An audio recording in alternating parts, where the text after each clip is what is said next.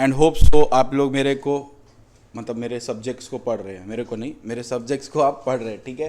Because मैं आपसे case study solve करवाऊंगा, ठीक है। तो सुनो ना, there are certain implied conditions, there are certain implied conditions. Implied condition, implied का मतलब जानता है बच्चा लोग, what do you mean by implied? तो तुम रिटन और ओरल को जब बोल रहे हो एक्सप्रेस करना, तो फिर इम्प्लाइड कैसे हुआ? Very good.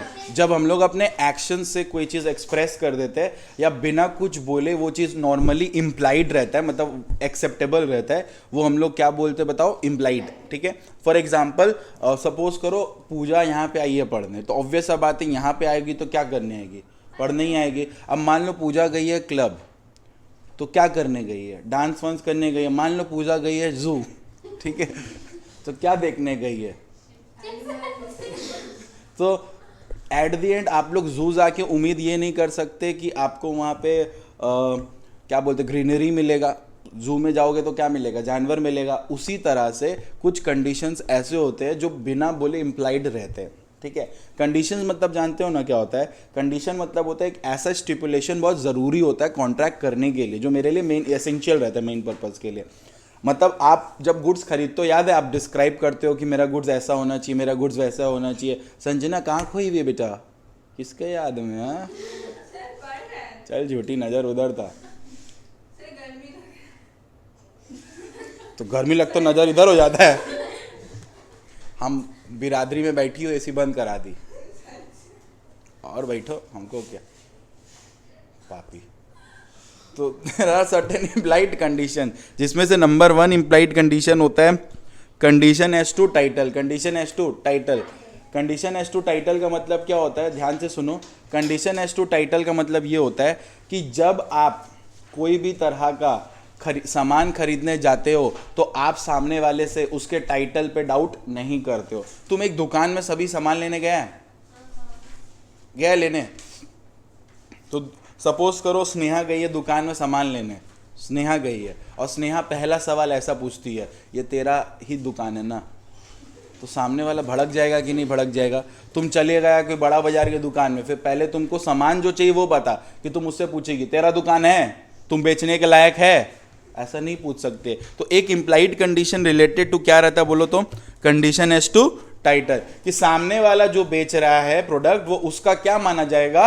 ओनर ही माना जाएगा। ये एक इम्प्लाइड कंडीशन है। मान लिया जाता है कि जो इंसान सामान बेच रहा है वो उसका क्या है? ओनर है, और हम लोग उसी को ओनर मान के सामान खरीद रहे होते हैं। तो टाइटल से लिए आपको कभी पूछने का जरूरत नहीं पड़ेगा कि तुम इसका ओनर है कि नहीं है। हमेशा याद रखिएगा, जो इंसान एक चीज का ओनर रहता है वही वो सामान को बेच सकता है। आई रिपीट माई सेल्फ, अगर कोई इंसान किसी चीज का क्या रहता है बताओ? ओनर रहता है, वही इंसान उस सामान को क्या कर सकता है बोलो? बेच सकता है। और कोई इंसान वो सामान को बेच नहीं सकता जब तक उसको ओनर अथॉरिटी ना दे दे बेचने के लिए, ठीक है। हम एक दुकान खोले सपोज करो कपड़ा का, तो कपड़ा का ओनर अगर हम है तो हम ही बेच सकते हैं, ठीक है। लेकिन हम अकेले कितना दिन सारा काम करेंगे? तो हम एक एम्प्लॉय रखे जो मेरे बिहाफ में बेचता है, तो उसके पास भी मेरे द्वारा दिया गया क्या है बोलो? अथॉरिटी है, तभी वो बेच पा रहा है। तो लॉ ये बोलता है कि इम्प्लाइड कंडीशन नंबर 1 ये होता है कि आप आराम से मान लीजिएगा कि जो इंसान सामान बेच रहा है वो उसका क्या है? ओनर ही है, उसके पास टाइटल है बेचने का। तो इम्प्लाइड कंडीशन है, ये कभी लिखा नहीं जाता टर्म्स में कि ओनर बेचेगा। डन है क्या? अच्छी तरह से देखो क्या लिखा है, if the title turn out to be defective. आपके पास जो गुड्स आया है उसका टाइटल क्या निकला है बोलो? डिफेक्टिव, ठीक है। The buyer is entitled to reject the goods. Buyer के पास राइट है गुड्स को क्या कर देना? रिजेक्ट कर देना, और क्लेम करना अपना रिफंड क्या चीज का? प्राइस का, plus damages. This will be allowed even if buyer has used the goods. ये केस आपको समझ आया? ये केस आपको समझ आया? ये केस ये बोल रहा है कि अगर आपके पास कोई गुड्स है, मतलब आप सपोज करो हम एक सामान बेच रहे पूजा को, मेरा टाइटल नहीं है, उसको पूछने का जरूरत नहीं है, ओनरशिप गया उसके पास। बाद में पूजा को पता चला कि ये टाइटल क्या है? डिफेक्टिव है, वो ये रिमोट नहीं रख सकती क्योंकि हम बेचे हैं और मेरा बेचने का अथॉरिटी नहीं है, तो उसको रिटर्न करना पड़ेगा। तो उसके पास राइट आता है कि वो मेरे से क्या मांगेगी, प्राइस जो वो पेमेंट की है, और दूसरा डैमेजेस जो हैरेस वो हुई है।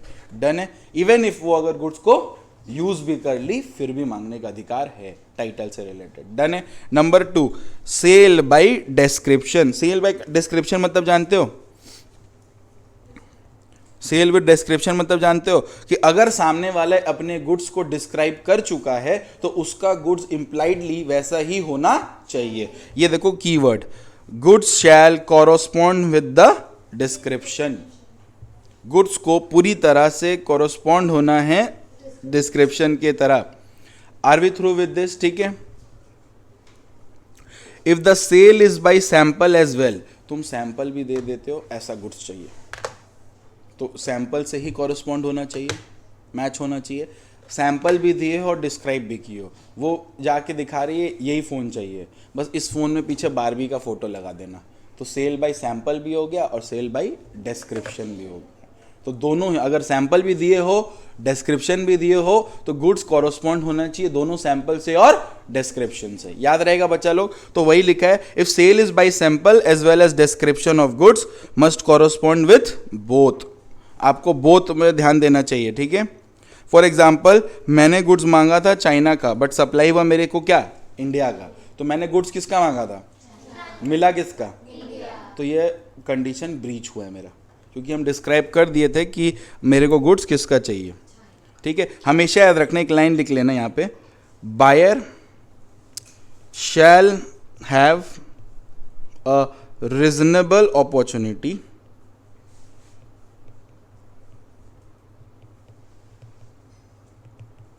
buyer shall have a reasonable opportunity, reasonable opportunity लिखो, of comparing the goods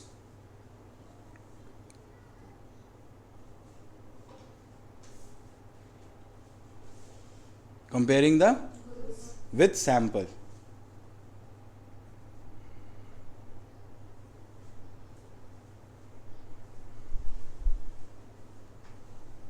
done.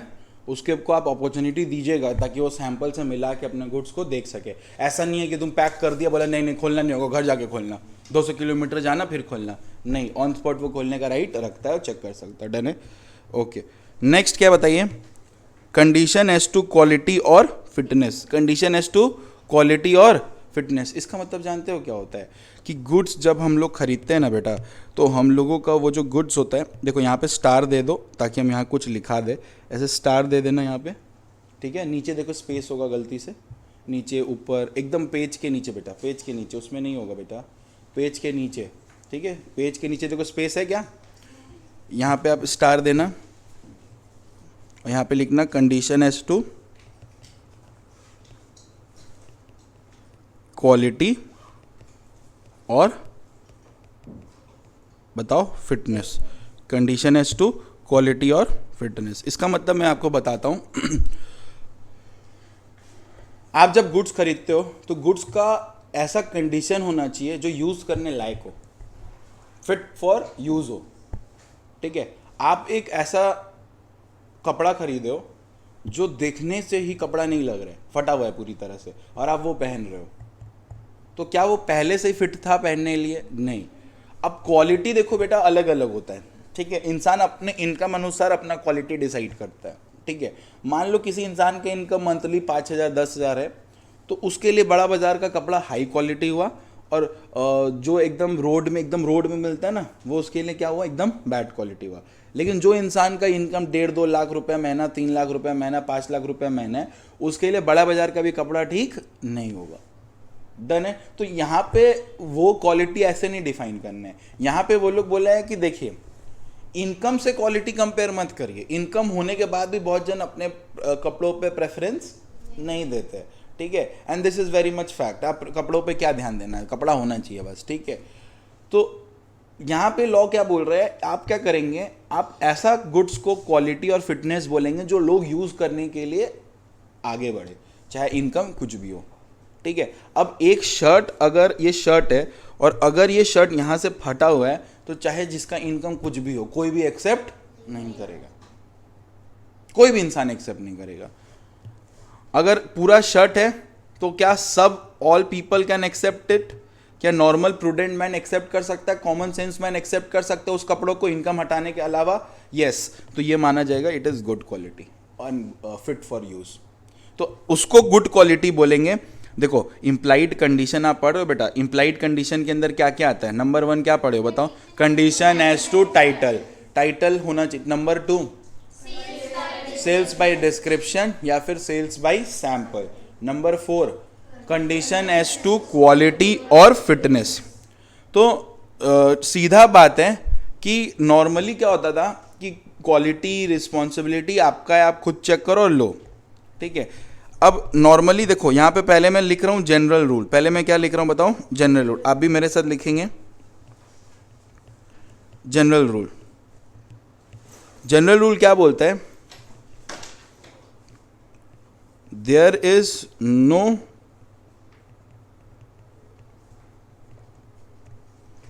implied condition that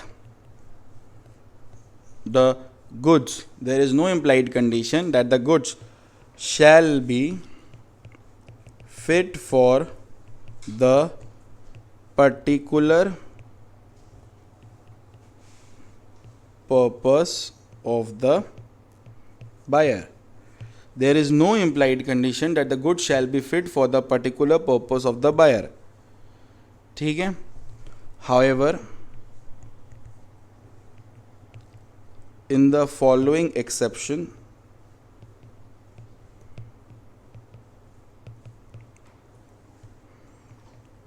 there is an implied condition. Number 1, if the buyer makes his purpose clear to the seller. Number 2, if the buyer rely on, कौन है रे? Clear है ये,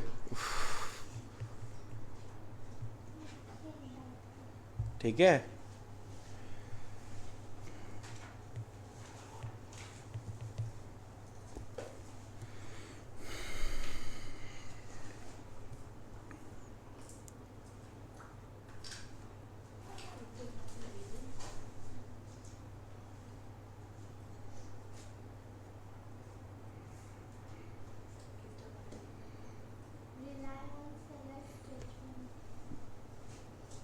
buyer क्या किया ना, seller को बता दिया मेरे को इसके लिए चाहिए और हमको आइडिया कुछ तो उतना ही फिट होना चाहिए जितना वो बोल रहा है।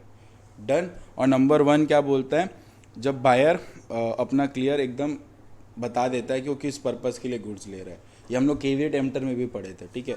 तो ऑटोमेटिकली वो गुड्स वैसे ही मैच होना चाहिए और वही फिट माना जाएगा, ठीक है। और कुछ गुड्स ऐसे होते हैं बेटा जो देखने से नॉर्मल प्रूडेंट माइंड एक्सेप्ट नहीं करेगा। अब हमको जूता खरीदना, जूता का नीचे का सोली उड़ा हुआ है, बच्ची पढ़ रही है,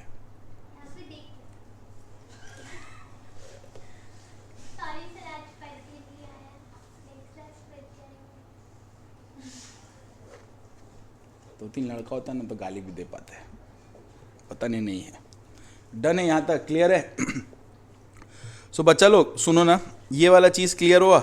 अब देखो यहाँ लिखा हुआ है मर्केंटेबल क्वालिटी। क्या लिखा हुआ है बताओ? मर्केंटेबल क्वालिटी। ऊपर वाला क्वालिटी फिटनेस समझ आया? जैसा वो मांगा था वैसा उसको दे दो, जैसा वो क्लियर किया था वैसा वो होना चाहिए, ठीक है। ये मर्केंटेबल क्वालिटी बोलता है कि गुड्स ऐसा क्वालिटी का होना चाहिए जो एक man of ordinary prudence accept करेगा गुड्स को। ठीक है, जैसे कि हम तुमको बताए चप्पल खरीदने को नीचे का सोल गायब है, खरीदोगे? नहीं खरीदोगे, कोई भी नहीं खरीदेगा। ऐसा नहीं है कि कोई और खरीद ले पहन ले। सड़ा हुआ आलू है, खाओगे? नहीं खाएंगे, चाहे कोई भी हो। सड़ा हुआ खाना खाओगे क्या जिसमें स्मेल आ रहा है? खाओगे? मन से खाओगे बैठ के एकदम प्यार से, भले तुम्हारा फेवरेट क्यों ना हो। मान लो इसका फेवरेट फूड क्या है? एलियन है पूरी साला ये। फेवरेट फूड क्या है बेटा? वेज है यहाँ पे कोई गलती से? फेवरेट फूड क्या है? पनीर अच्छा ठीक है।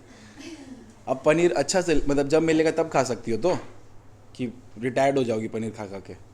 तो सपोज करो एक पनीर दिया गया जो सड़ा हुआ स्मेल कर रहा है, खाओगी? खाओ ना प्लीज़, फेवरेट है तो बोलने का मतलब समझ रहे हो कि जब एक क्वालिटी और फिटनेस मैच नहीं करता एक पर्टिकुलर प्रोडक्ट का, वो कोई भी इंसान ऑर्डिनरी प्रूडेंट माइंड एक्सेप्ट नहीं करेगा। मानसी का क्या फेवरेट है रे? मानसी बोली लड़की आज, ये बोली हुई है ना पहले भी? उसमें भी उसको दुख है, पहले बोले थे ना। आज 2 शब्द एक्स्ट्रा वेस्ट हुआ। हाँ, पानी पूरा भरना पड़ता है बॉटल में। नहीं देख पा रही हो? तो पानी आया है बाहर।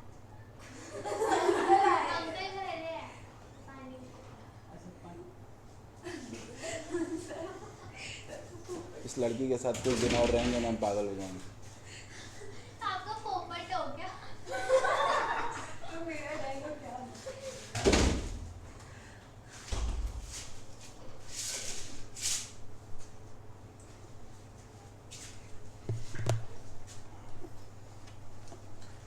पेन दो। क्या करना है यहाँ? साइन कर दे खाली। No, no, वो 16 तारीख के सेंड 6 अच्छा, ये डेट वाइज है। हाँ, लेफ्ट साइड डेट और सेंड कर दे।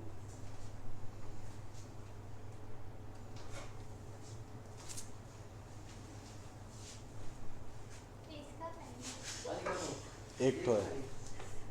सर दीजिए। दे तो रहे, तुम दाया बाया कर रही है।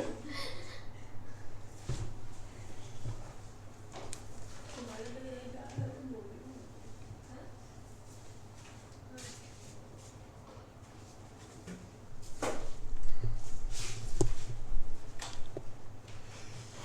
हो। डन है क्या? क्या डन है बोल? क्या बोली? मर्केन टेबल। तोतली लोग सब बोल मर्केन टेबल क्वालिटी, बोल मर्केन टेबल क्वालिटी। माँ बहन कर देगी लॉ का।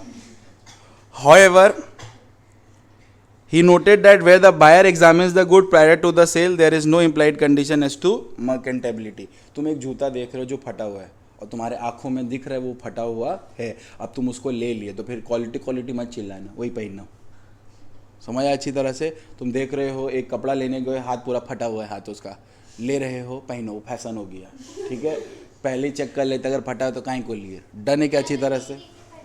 नहीं देखे फिर भी नॉर्मल इंसान देख सकता है, तो अपने ऊपर डाउट करना कि हम नहीं देख पाए, ठीक है? कुछ गुड्स होता है जिसको प्राइमर फेसी डिटेक्ट कर पा रहा है कि ये दिख रहा है। फिर जब तुम जैसे कि तुम सड़ा हुआ आलू लाइए तो मम्मी बोलेगी अंधी हो क्या, देखा नहीं जाता है? सब्जी खरीदने गए हो कभी गलती से तुम लोग? अमीर लोग नहीं गए हो ना, गलती तुम्हारा नहीं है। 2 दाम बोलेगा तुम दे के आ जाओगी।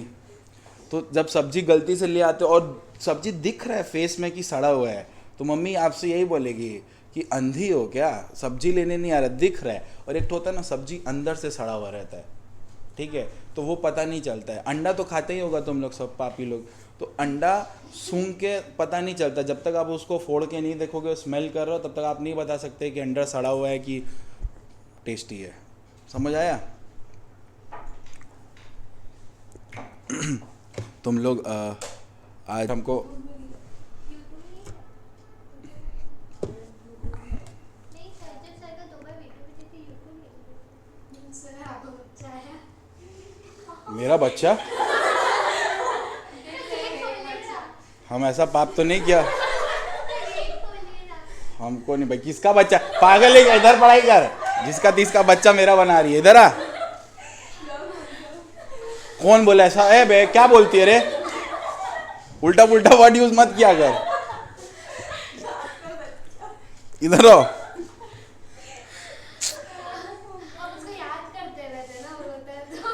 मेरा कुछ देन नहीं है वो क्या है रे तुम लोग। इधर आओ बेटा, सब उस गंगा जल डाल लेना कान में बेटा, इन लोगों के साथ मत घुमा कर। इन केस ऑफ इटेबल, आजा जा बेटा, आजा वापस आजा, बच्चा देखेंगे। वो गेट तक बिठा रहे हैं। क्या सच में है कैसे, क्यों पता नहीं। बुलाओ, अबे प्यार से, डरा के मत ले आना। अंदर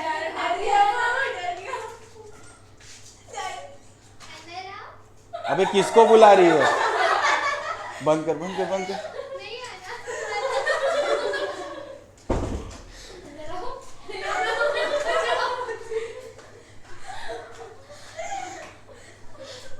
ये ऐसे बुला रही, डेली खेलती है उसके साथ। स्टैचू हो गया वहाँ पे। तुम्हारा मुख, अबे तुम आओ इधर आओ, इधर आओ बेटा, आ जाओ, खत्म करो, आओ आओ, इधर आओ। कंडीशन, गाली आ रहा है, गाली आ रहा है। Condition has to wholesomeness. इसका मतलब क्या होता है, अगर गुड्स देखो, जो मर्केंटेबल क्वालिटी आप देखते हो गुड्स का, जो ईटेबल नहीं होता है उसका हम लोग मर्केंटेबल क्वालिटी देखते हैं। और ऐसा गुड्स जो ईटेबल होता है, ईटेबल मतलब जानते हो जो आप खाते हो, ईटेबल मतलब जिसको आप कंज्यूम करते हो, उसका मर्केंटेबल क्वालिटी नहीं बोलते, उसका चेक करते हैं आप क्या बताओ, होलसमनेस, कि वो खाने लायक है कि नहीं है। ठीक है, तो in case of eatable, condition as to merchantability is called as what, condition as to wholesomeness. मौत हो जाएगा बेटा, वहाँ सामान में तो खरीदे थे, याद आ गया। आ जाओ। किस आदमी को दे दियो तुम लोग। संजना अलग लेवल करी आ रही है तुमको, इधर आओ। इम्प्लाइड वारंटी, सही है ना, ऑन कर दिया उसके पीछे। आ जाओ बेटा, आ जाओ। इम्प्लाइड वारंटीज, आ जाओ बेटा। तो सुनो ना, what are the implied conditions. Number 1 बताओ, condition as to title, sales by description, condition as to quality और fitness. Number 4 merchantable quality. Number 5 condition as to wholesomeness. ठीक है ना। नेक्स्ट आता है बेटा इम्प्लाइड वारंटी। नेक्स्ट क्या आता है बताओ, इम्प्लाइड वारंटी। कि what do you mean by implied warranty. Implied warranty क्या होता है, जिस तरह इम्प्लाइड कंडीशन होता है कि बिना बोले ये रहता है, उसी तरह इम्प्लाइड वारंटी होता है कि बिना बोले भी ये वारंटी मिलता है आपको। ठीक है, सबसे पहला वारंटी मतलब क्या होता है बेटा, अगर वारंटी का मतलब क्या होता है, आपको डैमेजेस मिल सकता है, कोई भी तरह का डैमेजेस आपको मिल सकता है, कोई भी तरह का लॉस हुआ तो आपको क्या मिलेगा बोलो, डैमेजेस मिलेगा। तो सबसे पहले देखो क्या है बोलो, इम्प्लाइड क्या, वारंटी। नंबर 1 क्या है, इम्प्लाइड वारंटी।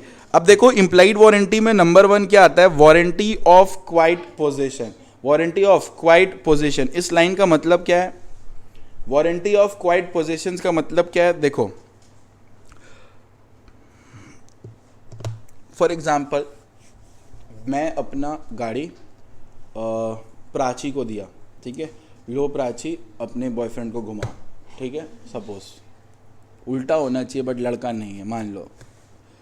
अब प्राची बोली ठीक है हम घुमाएंगे, हम बेच दिए गाड़ी, खरीद दिए, यूज़ भी नहीं, हम बोले लो अपने बॉयफ्रेंड को घुमाना, ठीक है।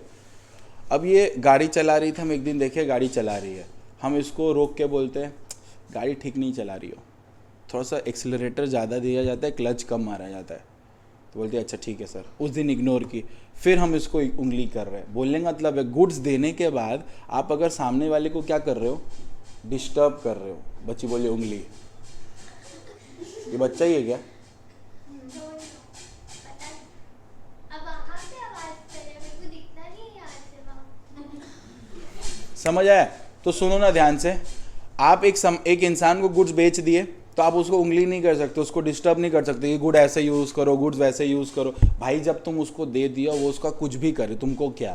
प्राची हाथ से चलाए गाड़ी या पैर से चलाए, वो जैसे भी चलाए उसका मर्जी, ठीक है, लेट के चलाए, उस पर चढ़ के चलाए, उसका मर्जी, गाड़ी अपनी चले, ये बाहर बैठे अपना मर्जी, ईटा लगा के चलाए, जो भी चलाए उसका मर्जी, वो गाड़ी कैसे भी चलाए, हम उसको डिस्टर्ब नहीं कर सकते, ठीक है। तो लॉ यही बोलता है कि इम्प्लाइड वारंटी है कि buyer shall have and shall enjoy quiet possession of the goods. Thus, if it is disturbed by the seller or any other person, then he has right to sue for damages. उसका right बनता है कि वो sue कर सकता है for what बताओ, damages के लिए। डन है। नंबर 2 आता है warranty of free from encumbrances. Warranty of free from encumbrances. Encumbrances का मतलब होता है चार्ज्ड डिस्टर्ब्ड गुड्स, गुड्स को डिस्टर्ब करना नहीं, चार्ज्ड गुड्स या डिस्टर्ब गुड्स। अब ध्यान से देखो एक चीज,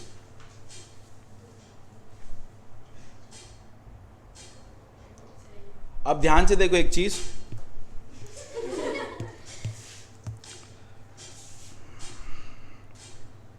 ये क्या है,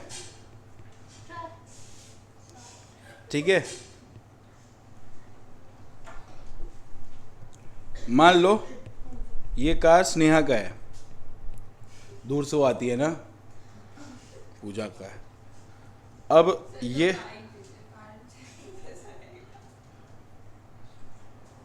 कौन है, गैस करो ना, पतला हाथ, उंगली नहीं बना है। उंगली बना लेते तो पहचान लेते। ठीक है, ठीक है, अब सुनो, अब ग्लव्स पहन के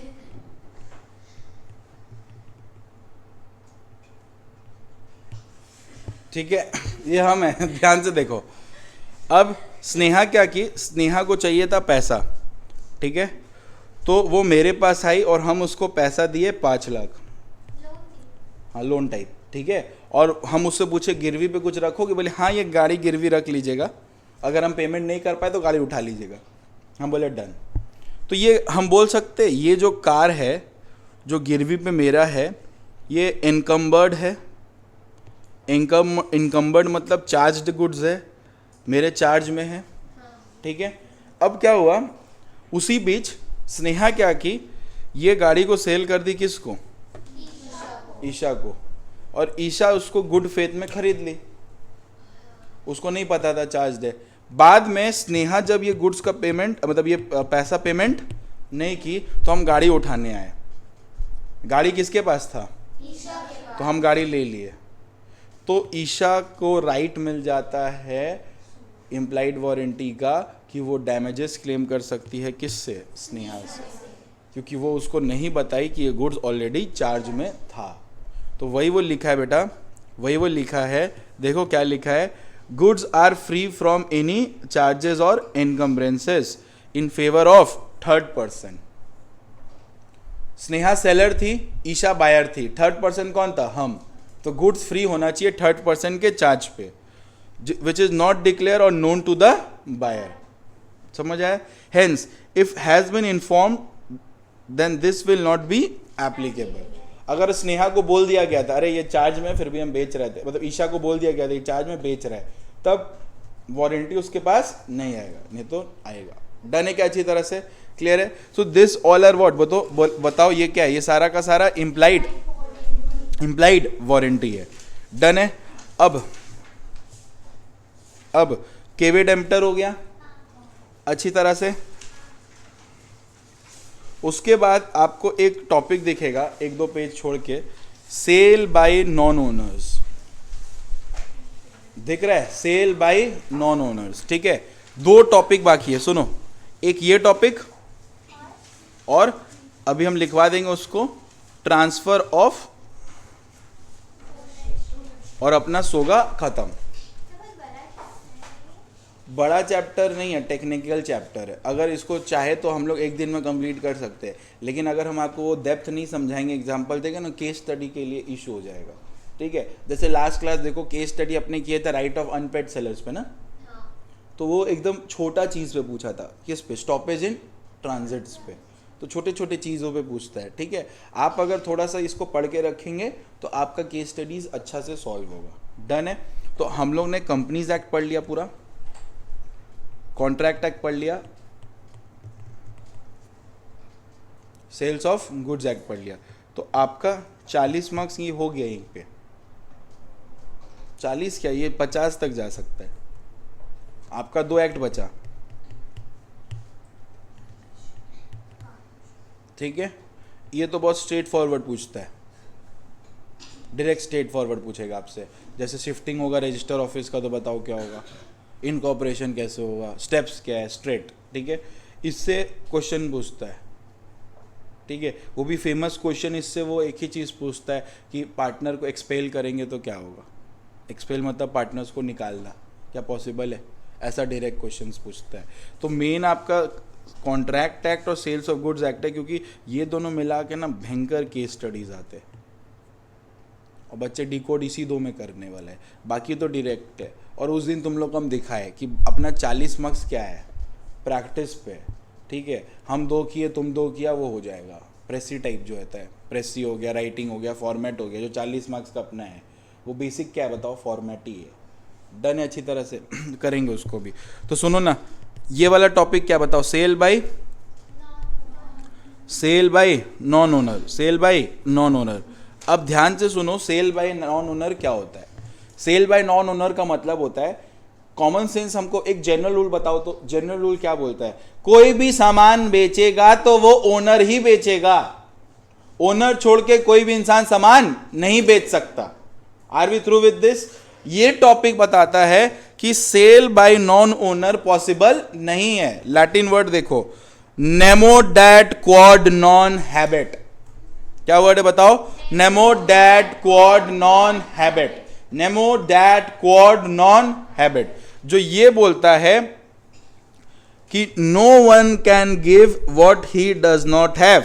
बोलने का मतलब है एक इंसान वो चीज नहीं बेच सकता जो उसका नहीं है। आप वो सामान नहीं बेच सकते जो आपका नहीं है। सामान बेचने के लिए गुड्स आपका ही होना चाहिए। अगर वो गुड्स आपका नहीं है तो आप वो सामान नहीं बेच सकते हैं। ये जनरल रूल है। अब हम लोगों से पूछा जा सकता है कि आप बताओ एक्सेप्शन, कि कब नॉन ओनर भी सामान बेचेगा और फिर भी वो चीज क्या रहेगा, वैलिड रहेगा। अब पता है तुमको ना, मैं ये रटवा दूंगा बिकॉज जरूरी है रटाना, ठीक है। अब सुनो, normally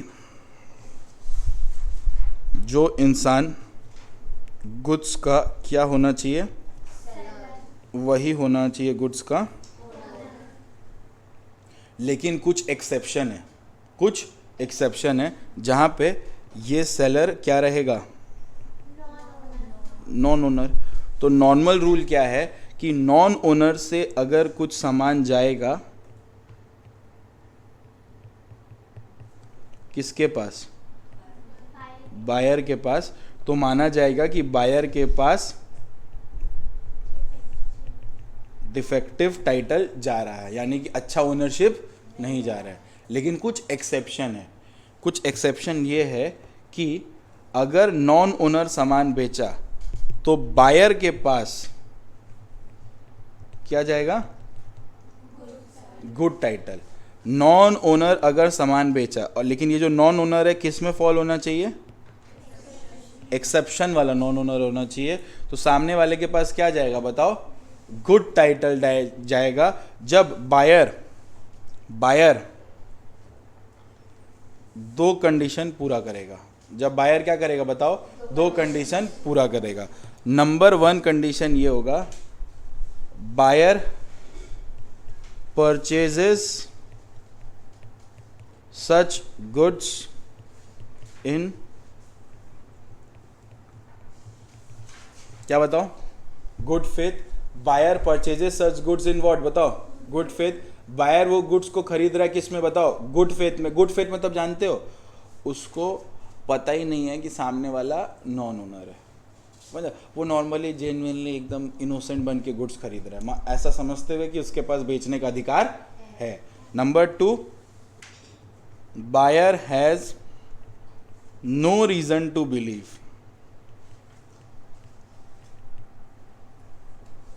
buyer has no reason to believe that such person has no authority to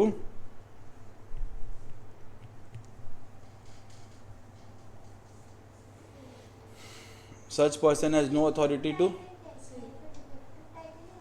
कौन सा बेटा, हाँ हाँ हाँ,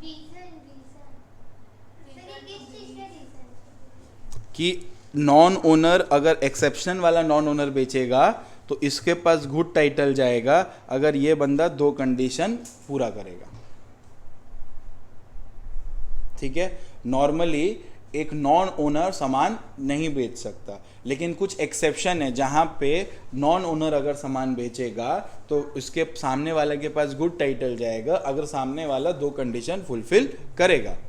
तो आप मेरे से पूछोगे ना भैया एक्सेप्शन बताओ पहले, एक्सेप्शन कौन कौन सा एक्सेप्शन है जिसमें नॉन ओनर अगर सामान बेचे तो चलेगा। हम बोले वही तो पढ़ाने के लिए आए हैं, वही तो पढ़ाएंगे, डन है क्या। लेकिन हमेशा याद रखना सामने वाला उसको गुड फेथ में खरीद रहा हो और उसके पास कोई रीजन ही ना हो बिलीव करने का कि इस व्यक्ति के पास अथॉरिटी सेल करने का नहीं है। मान लो हम भिखमंगा है, भिखारी है, ठीक है, गिरीश पार्क मेट्रो के नीचे भीख मांगते, ठीक है। अचानक से तुम लोग देखे हो कि हम एक दुकान में बैठे हैं, एक सामान बेच रहे, तो तुमको डाउट तो हो सकता है ना कि ये तो भीख मांग रहा है, इसका दुकान है कि नहीं। तो वैसे ही बायर के दिमाग में एक शक्की माइंड नहीं आना चाहिए कि यार ये बेच सकता है क्या, इसका औकात है क्या बेचने का, डन है क्या, ऐसा। तो दो कंडीशन बताओ क्या। बायर परचेजेस इन, देखो general rule states that non-owner cannot transfer the goods. If transferred, then buyer will get what? Bad title, defective title. Done. Exceptional rule state that non-owner can transfer the goods, but buyer must purchase it in good faith and has no reason to believe that such person has no authority to sell the goods. Done. अब ये दो इसलिए लिखा है ताकि आप इसको याद करेंगे, डन है। अब ये रहा एक्सेप्शन।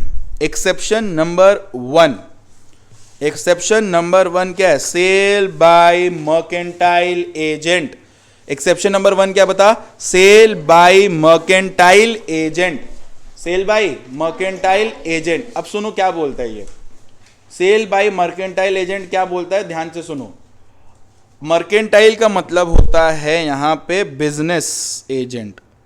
कौन सा एजेंट बताओ, बिजनेस एजेंट। क्या मुकेश अंबानी खुद ही अपने दुकान में बैठता है, जियो का सिम खुद बेचता है, पेट्रोल खुद भरता है, कि एजेंट है बहुत सारे। हर काम हम लोग खुद करते कि एजेंट है बहुत सारे, एजेंट्स है बहुत सारे। तो लॉ बोलता है अगर कोई गुड्स का ट्रांसफर, अगर कोई गुड्स का ट्रांसफर एक एजेंट करता है, अगर कोई गुड्स का ट्रांसफर एक एजेंट करता है तो ऑब्वियस सा बात है उसका ओनरशिप वो नहीं है।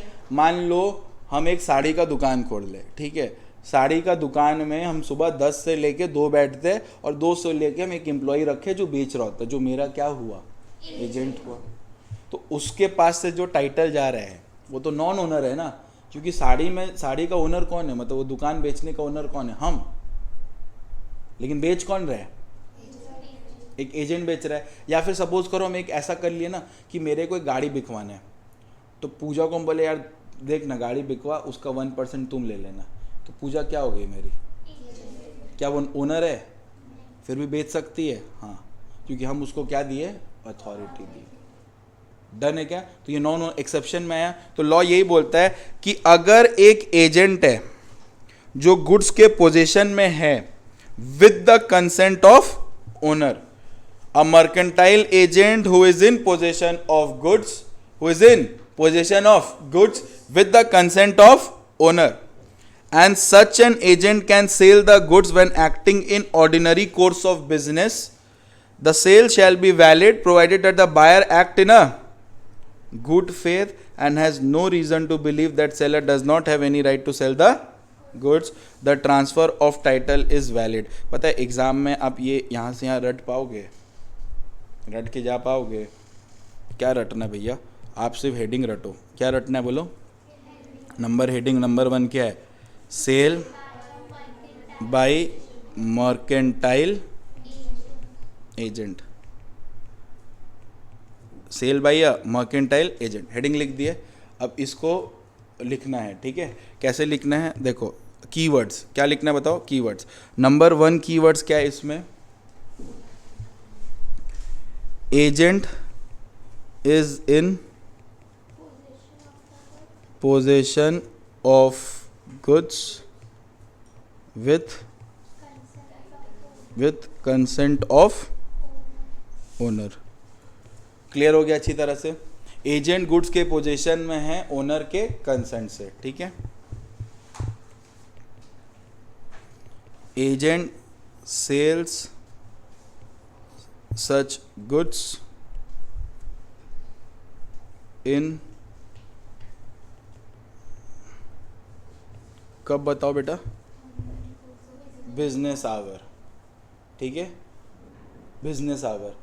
एजेंट है, सामान बेचने बोले थे, ठीक है, रात को बेच रहे हो, ठेला लगा के, साड़ी निकाल के ठेला लगा के बेच रहे हो रात का 12-1 बजे दुकान खोल के, क्या ऑर्डिनरी कोर्स ऑफ बिजनेस है? बताओ, क्या ऑर्डिनरी कोर्स ऑफ बिजनेस है? यस और नो? नहीं है भैया। बस यही 2 लिखना है। नंबर 1 हेडिंग देना है क्या? Sale by mercantile agent. फिर तुमको सीधा लिखना है agent is a person who is in possession of goods. नहीं तो ऐसे लिख सकते हो, agent is in possession of goods with the consent of owner and sell such good during business hour, and buyer purchases it in good faith and has no reason to believe that such person has no authority to sell, then such transfer is valid. Buyer वाला ये 2 याद हुआ बेटा? याद हुआ कि नहीं हुआ? इसको दोनों को याद रख। नंबर 1 क्या है? buyer purchases such goods in good faith, और number 2 buyer has no reason to believe that such person has no authority to sell the goods. Done? Sure आप अच्छी तरह से? तो उस पूरे सिनेरियो में आपके पास गुड टाइटल चला जाएगा। डन है क्या अच्छी तरह से? नेक्स्ट आता है sale by one of the joint owner. Sale by one of the joint owners. ठंडा लग रहा है?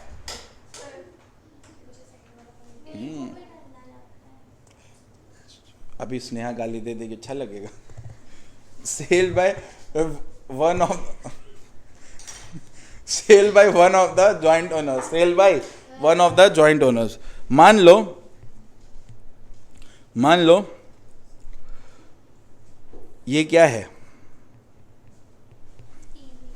टीवी है। अब मेरे घर के पास एक ही लड़की रहती है। कौन रहता बताओ? संजना भी घर के पास रहती तो ठनठनिया में रहती है ना, बोली थी। इसका तो क्या बोले बड़ा लोग तो। अब सुनो, भूमि रहती है और हम रहते हैं। अब क्या है ना, मेरा थोड़ा हालत ठीक नहीं है, पैसा वैसा का नहीं है, तो भूमि मेरे को बोलती है कि देखिए आप अकेले टीवी मत लीजिए, ठीक है। हम बोले देख वर्ल्ड कप आ रहा है, मिलके देखेंगे। बोलती है देखिए वर्ल्ड कप आ रहा है, टीवी लेना है आपको, एक काम करिए आधा आधा दीजिए, मिल के एक टीवी लेंगे। तो हम कुछ पैसा दिए, वो कुछ पैसा दी और ये टीवी लिए। तो तुमको क्या लगता है इस टीवी के हम लोग क्या हुए? लेकिन क्या टीवी आधा आधा रख सकते हैं? आधा हिस्सा उसके पास, आधा हिस्सा मेरे पास। टीवी रहेगा सिर्फ एक जन के पास। तो तुमको कौन लगता है कि किसके पास रखेगा टीवी? ऐसा नहीं है, इक्वल है, तभी तो जॉइंट ओनर है। किसके पास टीवी रहेगा? ऑब्वियस सा बात है, इन लोग दोनों आपस में डिसाइड करेगा। और इसमें कौन जीतेगा? हाँ ठीक है, इमोशन के साथ चलते हैं। मान लो भूमि के घर पे टीवी लगा दी हम लोग, ठीक है। बच्ची बोलती है जिसके घर में नहीं है। अरे जिसके घर में नहीं है, दोनों के घर में नहीं है, तभी तो दोनों खरीद रहा है। ईशा ठीक है। अब मान लो भूमि के घर में टीवी लगा दिया हम लोग, ठीक है। अब भूमि के घर में जब टीवी लगा तो वर्ल्ड कप देखने हम आए, वर्ल्ड कप ख़त्म हो गया, ठीक है। अब वर्ल्ड कप ख़त्म हो गया, टीवी लगा हुआ है, कोई प्रॉब्लम नहीं है। वो क्या कि एक दिन उसकी फेवरेट दोस्त आई जिसका नाम क्या था? पूजा। उसको वो पूछी कि ये टीवी क्या कर रही है?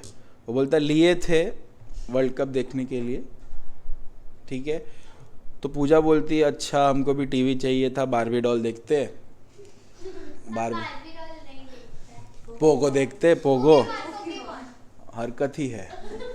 क्या बोले, वही हरकत ही है। अब पोकेमोन देखेगी, अब पोकेमोन चोकेमोन जो भी है वो देखेंगे। हम तो बेटा भगवान वो पैदा जब किया था तो इसी हाइट में किया था और ऐसा फेंक दिया था। हम लोग थोड़ी ना उगे बचपन में। इधर इधर जब से तुम कोर्स नहीं जानती हो तब से ये कोर्स पढ़ा रहे हैं, तो ऑब्वियस बात है पोकेमोन पता होगा। अब सुनो ध्यान से, वो पोकेमोन गेम भी आया था, बीच में लोग पगला आया था, दौड़ रहा था रास्ता में पगला लोग की तरह।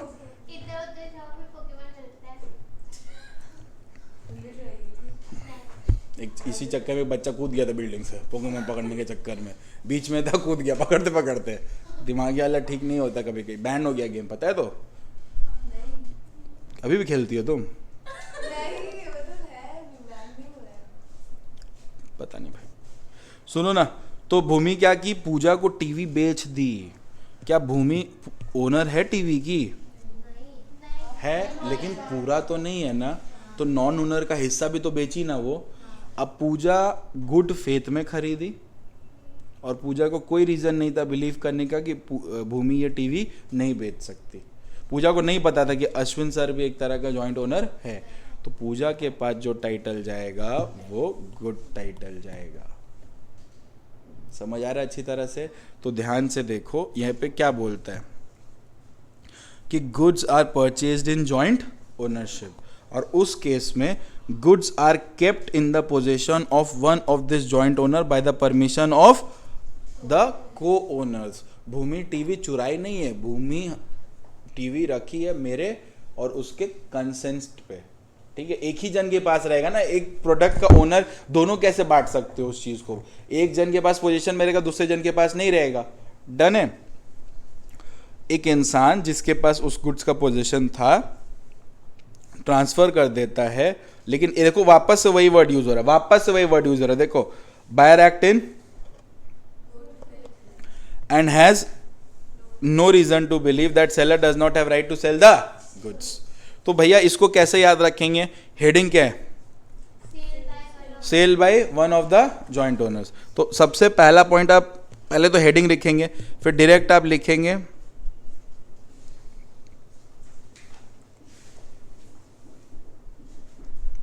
Goods are in possession of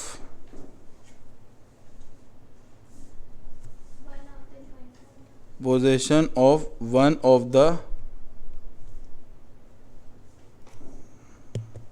goods are in possession of, नहीं ऐसे लिखो,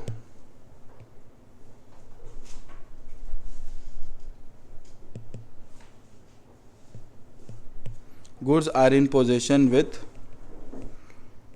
one of the owner with the consent of other, क्या बताओ? co-owner with the consent of other co-owner with the consent of other co-owners with the consent of other co-owner, and such person sells the goods and such person sells the goods to another person and buyer act in a, बोलो बोलो बोलो, buyer act in a good faith and has no reason to believe that seller does not have right to sell the goods। Done है। हमेशा एक चीज़ याद रखना, कुछ condition case study में ध्यान देना। पहला नंबर 1, टाइटल तभी वैलिड रहेगा एजेंट का जब वो बिजनेस आवर में बेच रहा हो और गुड्स का position with the authority of owner हो। इसमें भी जो को ओनर है उसके पास वो गुड्स है with the position of another को ओनर। डन। बाद में हम और भूमि एक दूसरे पे केस लड़ेंगे, अपना वो अलग चलेगा, लेकिन बायर को डिस्टरबेंस नहीं करेंगे क्योंकि उसके पास टाइटल वैलिड है। हाँ वैसे ही है। डन है। अब number 3, sale by a person in position of goods under a voidable contract. इसका हेडिंग ही आंसर है, sale by a person in possession of goods under a voidable contract. Hope so आप लोग कॉन्ट्रैक्ट पढ़ लिए हो, मतलब जो नया बच्चा भी आया वीडियो कवर कर लिया होगा पूरा कॉन्ट्रैक्ट का, ठीक है। तो sale by a person in possession of goods under a, कौन सा कॉन्ट्रैक्ट बताओ? वॉइडेबल। वॉइडेबल मतलब क्या होता है बोलो?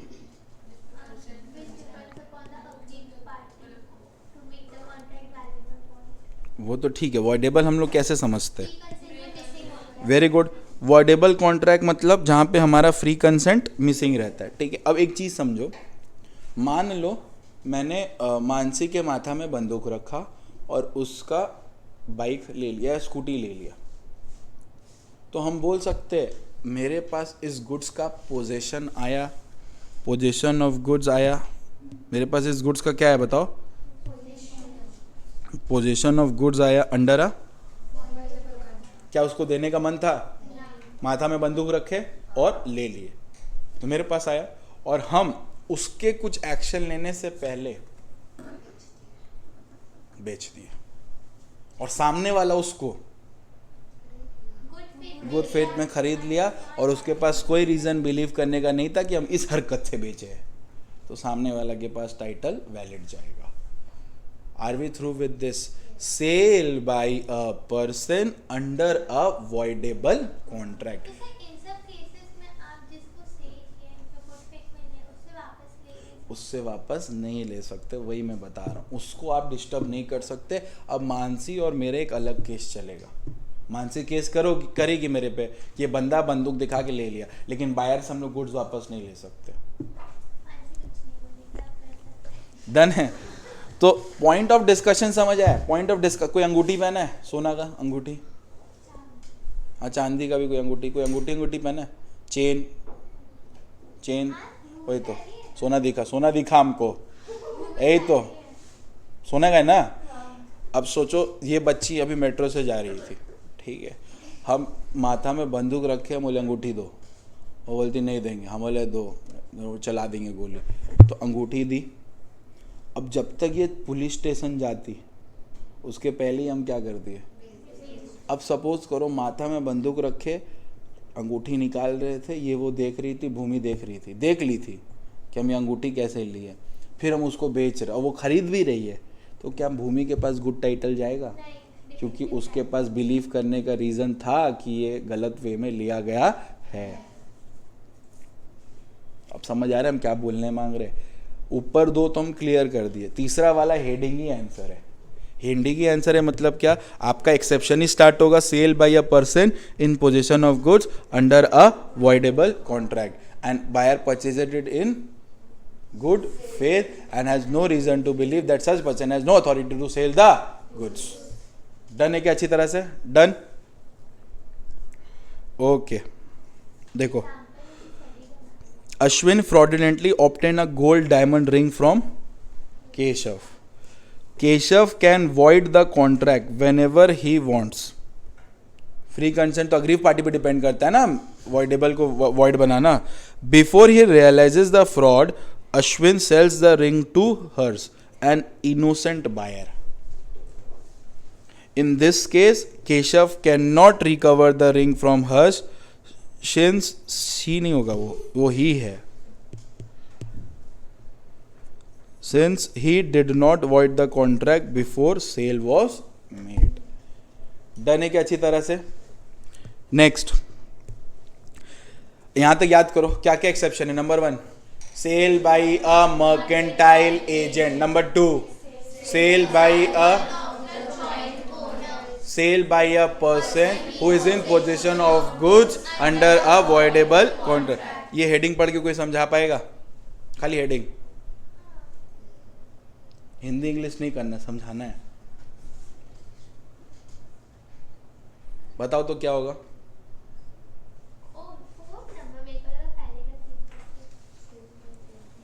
भूतनाथ का लिए आज ये.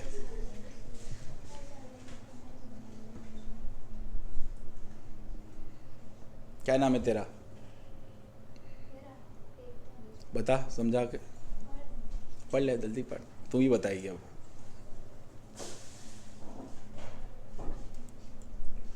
फिर तू नहीं बता पाई तो एक ऐसी लड़की बताएगी जो बहुत चुप रहती है.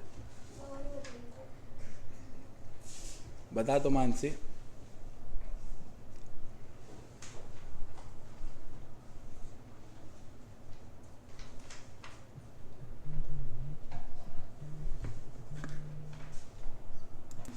अब से इसके साथ भी सारा.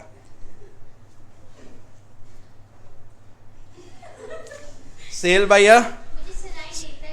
Bye a person who has already sold the goods but continue to have possession. मान लो मानसी गई, एक सामान खरीदी, ठीक है, एक सामान खरीदी, मान लो ये माउस खरीदी वो, ठीक है, दुकान से। अब ये माउस का दाम पड़ा 1 लाख रुपया। कितना पड़ा? 1 लाख रुपया। ले ली, मेरे को बोलती भैया रखो हमारे।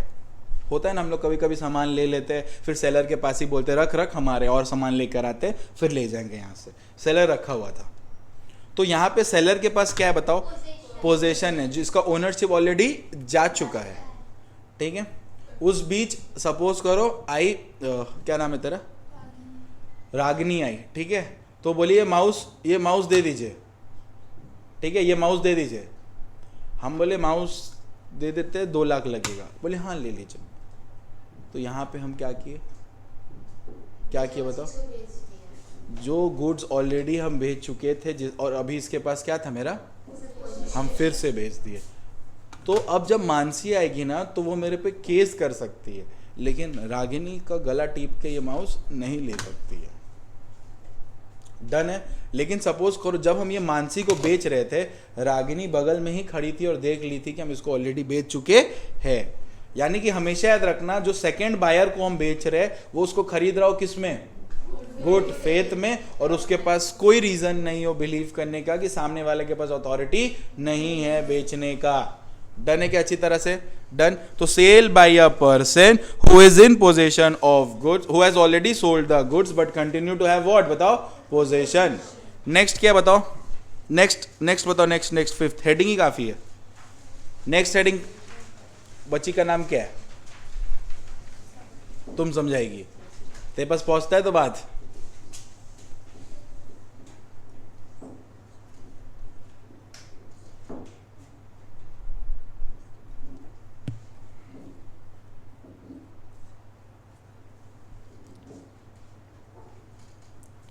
हाँ मैं बताऊँ? ठीक है।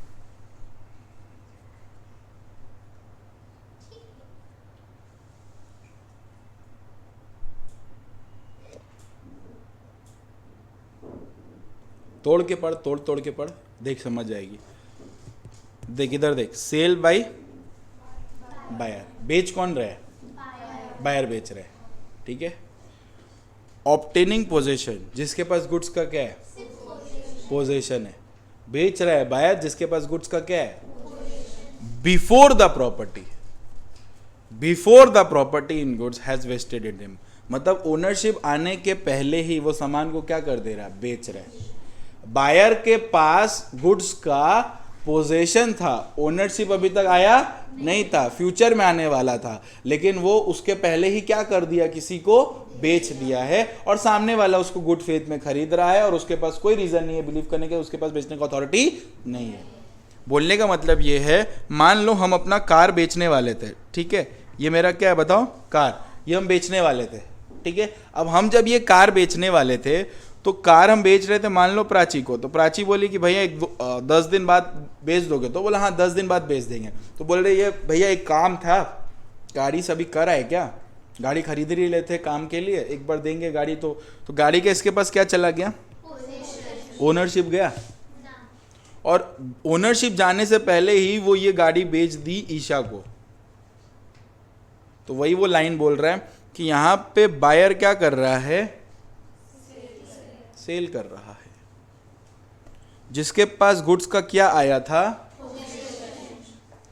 लेकिन अभी तक ओनरशिप गुड्स का नहीं आया। अब समझ आ गया अच्छी तरह से?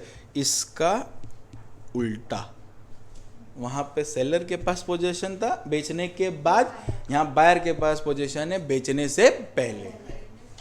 डन है? वही सामने वाला के खरीदने से पहले। डन है क्या?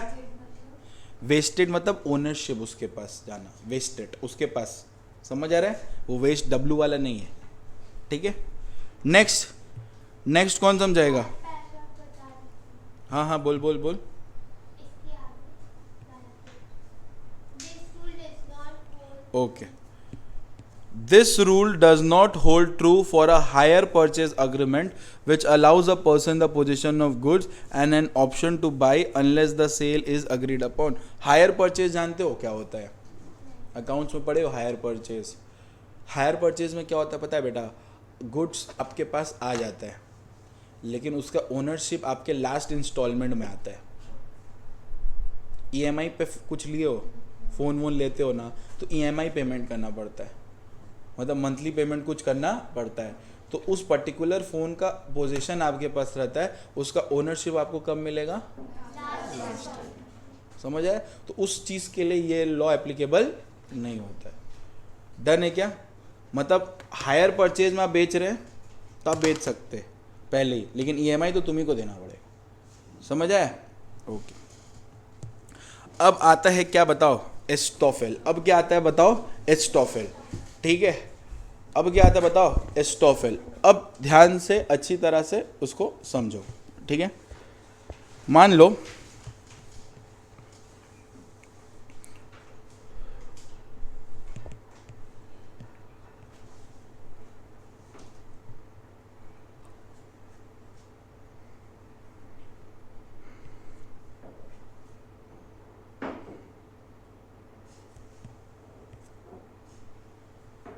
अंकिता दी। ये कौन है? अंकिता दी। सब पहचान ले रहा आजकल, इतना अच्छा स्केच बना रहे हैं हम। ठीक है, ये अंकिता है, और अंकिता अब अंकिता नहीं रही, मतलब सीए अंकिता बन चुकी है। वो अब बन गई है सीए अंकिता। पूरा नाम, नाम बोल पूरा। बच्ची अपना ही नाम का भूल चुकी है। ठीक है, अब वो सीए अंकिता दास बन गई है। अब इसी का वो पार्टी दे रही है। ठीक है, और पार्टी देने के लिए उसका अब खुद का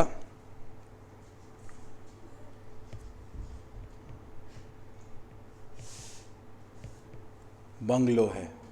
ठीक है, अब बड़ा सा बंगलो है और वो हम लोग सबको बुलाइए। ठीक है, अब हम लोग के पिक्चर में आती है एक बच्ची,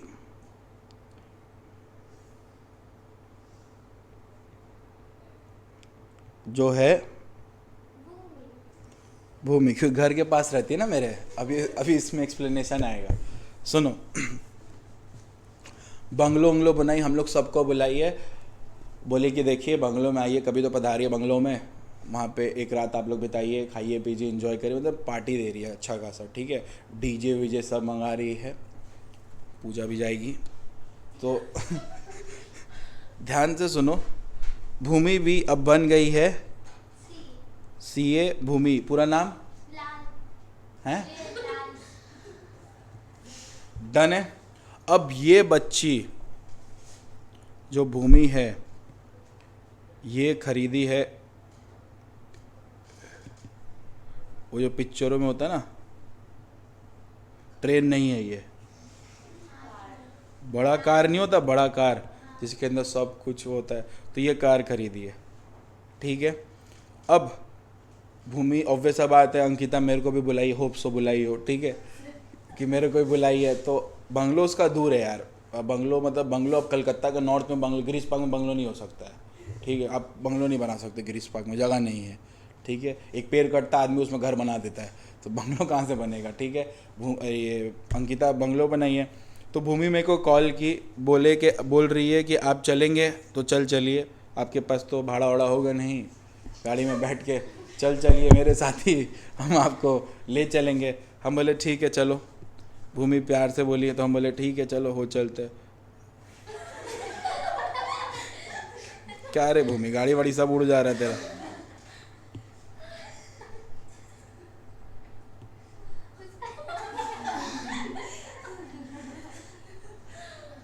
लाल चूड़ी था।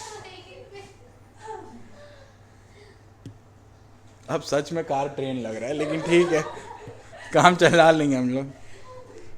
ठीक है, अब भूमि गाड़ी में बैठ के मेरे को पिकअप करने आई है। वाह, ठीक है। हम कहाँ गए? एक कोना में टेढ़ा वाड़ा मुंह लेके खड़े हैं कि मेरे को पिकअप करेगी। ठीक है, अब मेरे को पिकअप करने आई, तो ऑब्वियस सा बात है, गाड़ी कौन चलाएगा?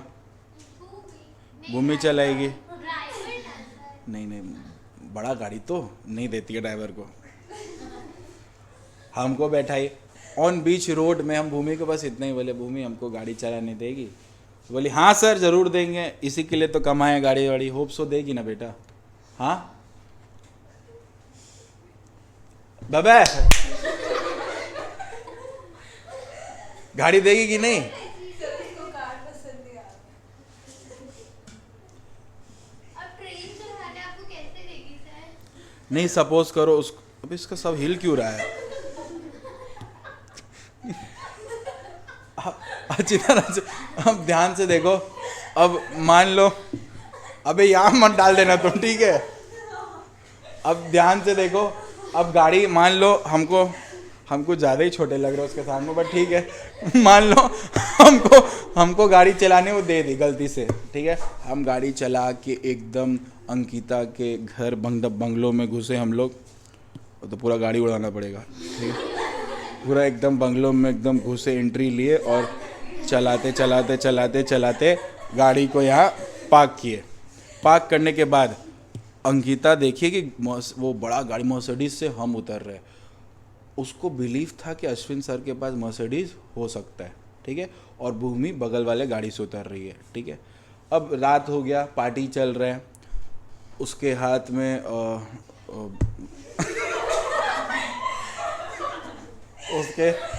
उसके हाथ में वाइन है, भूमि भी रेड वाइन पकड़ी है और हम ऑरेंज जूस पकड़े हैं, ठीक है? अब डिस्कशन हो रहा है तो अंकिता नॉर्मल बोली,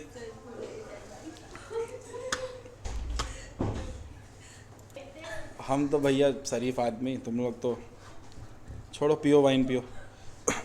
तो पिक्चर में कौन कौन था? हाँ, हम भूमि अंकिता, हम जूस पी रहे थे, राइट? तो क्या है ना, गाड़ी किसका था? भूमि का। हाँ, तो अंकिता ना पूछी, मतलब मेरे से पूछ रही है कि सर गाड़ी कब लिए मर्सिडीज? तो भूमि अपना स्माइल दे रही है ऐसे कि गाड़ी तो मेरा है। लेकिन हम लोग ना, वो भूमि मेरे को देखे, हम भूमि को देखे, मिल के डिसाइड किया कि अंकिता को डैश बनाएंगे, ठीक है? और वो बोल नहीं सकते ऑन रिकॉर्ड, बेटा डैश एक शब्द होता है जिसमें आप कुछ भी भर सकते हो। मेरे को पता है। तुम गंगा जल से नहा लेना, आज बहुत अशुद्ध बात हो चुका है, ठीक है? इधर आओ। क्या है शुभ ओ तुम इधर आओ, सुनो ना। तो अंकिता को हम लोग मिल के सोचे कि अंकिता को क्या बनाएंगे? डैश बनाएंगे। एक्चुअल में डैश कौन बनेगा पता चलेगा, ठीक है? हेलो भूमि बनेगी, उसका आप बेच देंगे हेलो और फिर- हेलो, हाँ कौन? हाँ हाँ बोलिए। नहीं नहीं एखुन नहीं, हाँ पूछो पूछो।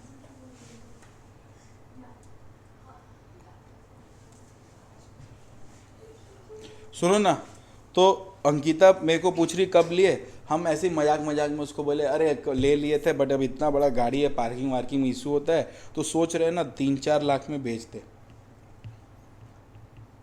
ये गाड़ी का एक्चुअल दाम 8 करोड़ है,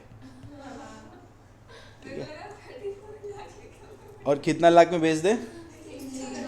अब अंकिता ना 2 मिनट के लिए शॉक हो गई। तुमको लगा कुछ डिफेक्ट नहीं डिफेक्ट नहीं, उसको लगा कि सर बेच रहे इतना कम है। नहीं, उसको विश्वास था कि भूमि गाड़ी नहीं खरीद सकती है। उतरे हम हैं, और भूमि भी उस समय सोची उसका मस्ती लेंगे, उसको क्या बनाएंगे? देर इज नो उल्लू, it is not Pogo here, ठीक है? You have to feel this, feel in your mind but, ठीक है? क्या बनाएंगे बोलो? डैश बनाएंगे, ठीक है? अब पार्टी चल रहा है, भूमि अपने नशे में है, झूम झाम के सो गई जाके, और अंकिता झूम झाम गए सर। भूमि जा चुकी है, बंगलों में बुलाई है ना स्टे के लिए, वो अपना सो चुकी है आराम से, एकदम पड़ी हुई है अपने जोन में। यही सर गाड़ी का चाबी दे दीजिए, ये लीजिए 5 लाख रुपया, गाड़ी दे दीजिए। और भूमि भी उस समय थोड़ा ट्रस्ट कर लेती थी मेरे पे, तो गाड़ी का चाबी था ही मेरे पास, ठीक है? क्योंकि गाड़ी तो लास्ट हम ही चला रहे थे ना, तो हम बोले ये ले गाड़ी का चाबी और ले ले गाड़ी। तो गाड़ी का किसके पास चला गया? ओ अंकिता के पास। भूमि कहाँ है? चढ़ाई हुई थी, सो रही अपना। नेक्स्ट दिन जब सूरज मामा आए, ठीक है, उठी, भूमि देखती है अश्विन सर गायब है। अंकिता गाड़ी का सफाई करा रही है, तो बहुत खुश हुई कि अंकिता केयर कंसर्न रख रही है। तो भूमि बोलती ला चाबी ले निकलने हमको, बोलती भाग यहाँ से। क्या ला?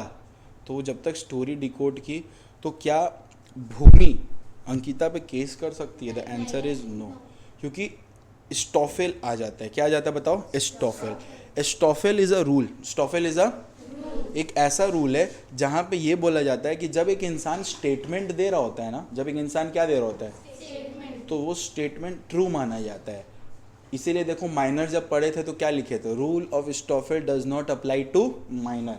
माइनर तोतला के कुछ भी बोले आप उसको मानोगे नहीं, लेकिन हम माइनर देख रहे हैं, देखने पे भी लगता है माइनर है, नहीं। तो हम इतना कुछ बोले, भूमि को रोकना चाहिए था, अरे उसका गाड़ी नहीं है, हट पागल है वो, ऐसे बोल रहा है, मेरा गाड़ी है। वो भी सोचे कि क्या बनाएंगे सामने वाले को, कौन डैश बन गया, डन। तो ये स्टॉफेल यही है, ठीक है। एग्जाम्पल भी वैसे ही है, पढ़ लेना। नेक्स्ट क्या है? Sale by an unpaid seller. Sale by an unpaid seller. Sale by an unpaid seller क्या होता है? ध्यान से देखो। इफ एन अनपेड सेलर तो पढ़ा दिए ना बेटा, वही है। अनपेड सेलर में हम तुम्हारा ही ना गुड्स बेच रहे हैं, क्योंकि मेरे को प्राइस नहीं मिला है, तो हम तो नॉन ओनर हुए, फिर भी हम बेचेंगे अगर सामने वाला उसको गुड फेथ में खरीद रहा है। डन है क्या अच्छी तरह से? नेक्स्ट क्या है बताओ? Sale under provision of other act. Sale under provision of other act. Sale under provision of other act का मतलब क्या होता है? ध्यान से सुनो। एक ऑफिशियल, तुम जानते हो कंपनी में लिक्विडेटर होता है। जब कंपनी लॉस में चला जाता है ना बेटा, कंपनी किस में चला जाता है? तो कंपनी को बंद किया जाता है, जिसको हम लोग बोलते हैं वाइंडिंग अप। जिसको हम लोग क्या बोलते हैं? वाइंडिंग अप बोलते हैं। और जब कंपनी लॉस में जाता है तो कंपनी के एसेट्स को बेचा जाता है। किसके एसेट्स को बेचा जाता है? एसेट किसका है? बेच कौन रहा है? लिक्विडेटर। नॉन ओनर हुआ ना, फिर भी वैलिड है। लिक्विडेटर हम लोग अपॉइंट करते हैं, जो आके कंपनी के एसेट्स को वैल्यू करके एसेट्स को बेचता है और कंपनी के क्रेडिटर्स लोगों को पेमेंट करता है। कंपनी लॉस में क्यों जाएगा? जब कंपनी लायबिलिटी पे नहीं कर पाएगा। डन है क्या अच्छी तरह से? Next, purchase of goods from a finder of goods. याद करो हम लोग पढ़े थे कॉसी कॉन्ट्रैक्ट में कि एक इंसान को गुड्स मिला, फाइंडर है, और तुम उसका पेमेंट नहीं दिया ढूंढने का, तो वो चाहे तो गुड्स को क्या कर सकता है? बेच सकता है। जैसे पेरिशेबल गुड्स को भी बेच सकता है वो, अगर गुड्स सड़ने वाला है तो नॉन ओनर ही बेच रहा है ना, तो वैलिड है। डन है। अच्छा, पाउनी का मतलब जानते हो? पाउनी का मतलब जानते हो? बहुत ईजी है, सुनो ध्यान से। गिरवी जानते हो? गिरवी, जब हम लोग एक गुड्स को, कौन सा गुड्स याद रखना, गिरवी पे देते हैं सामने वाले को, और सामने वाले से हम लोग क्या लेते हैं बताओ? लोन। तो इस बंदा को बोला जाता है पाउनर और इसको बोला जाता है पाउनी, ठीक है। जब हम एक मूवेबल गुड्स को गिरवी पे रखते हैं, वंस मोर, जब हम लोग एक मूवेबल गुड्स को गिरवी पे रखते हैं तो हम लोग सामने वाले को क्या बोलते हैं? पाउनी, और हम क्या हो गए? पाउनर। तो याद रखना, जब भी आप मूवेबल गुड्स को गिरवी पे रखेंगे ना, उसको हम लोग बोलते हैं प्लेज। मॉर्टगेज जो होता है जब हम लोग गिरवी रखते हैं इमूवेबल प्रॉपर्टी, जैसे लैंड बिल्डिंग गिरवी रखोगी तो मॉर्टगेज बोलोगी, मूवेबल प्रॉपर्टी गिरवी रखोगी तो प्लेज बोलोगी। डन है क्या अच्छी तरह से? टेक्निकल वर्ड्स में फ़र्क है, कंसेप्ट वही है, गिरवी। डन है। तो पाउनी को जब पेमेंट नहीं मिलेगा तो पाउनी क्या करेगा बताओ? जब पाउनी को तुम रीपेमेंट नहीं करोगे, पाउनी क्या करेगा? तुम्हारे गिरवी गुड्स को बेचेगा कि नहीं बेचेगा? तो वही वो बता रहा है। ओनर है वो गुड्स का? नहीं, फिर भी उसके पास बेचने का अधिकार है। डन बच्चा लोग, आज का क्लास इतना ही। कल अपने मिलेंगे, कल आप पूरा सेल्स ऑफ गुड्स थोड़ा सा पढ़ के आना, ठीक है। हम प्रिंट लाएंगे, केस स्टडी। आप अगर बुक नहीं भी लाओगे चलेगा, पेन ले आना और अपना बॉडी ले आना आत्मा के साथ, ठीक है। नहीं, कॉपी नहीं भी लाओगे चलेगा, अच्छा ले आना, उसी में लिख लोगे, नहीं तो जो शीट देंगे उसमें भी लिख सकते हो, ठीक है। एक बार बता